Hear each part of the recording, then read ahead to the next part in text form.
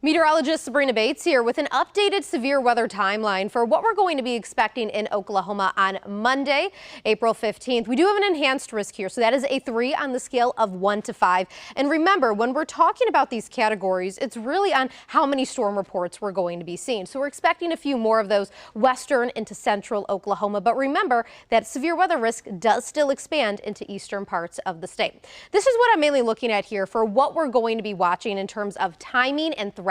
Now, overall, this entire weather system is starting to trend later. So I'm looking at that development of those storms far western Oklahoma, mainly in the evening on Monday. I'm talking about 5, 6, 7 o'clock. Those storms starting in western Oklahoma first. They will push into central Oklahoma as we go throughout the night, but these storms aren't moving terribly fast, pretty average for our springtime storms in Oklahoma, which means they're not reaching the I-35 corridor until around 10 o'clock, 11 o'clock at night on Monday. We'll see that severe weather continue to push towards the east and really not completely out of eastern Oklahoma until very early on our Tuesday. Now, when we talk about severe weather risk, we are looking at all sorts of hazards here. I do think the biggest risks are going to be destructive hail and damaging winds, but yes, there is a tornado risk. I'm looking at about a 4 on the scale of 1 to 10. Let's walk throughout this predictor here, this timeline. What I'm mainly watching with this is going to be the track of the system and also how soon it's going to be moving in. As of now, overall, this track is starting to trend a bit farther towards the north, which would mean that severe weather risk just slightly shifts a few miles towards the north.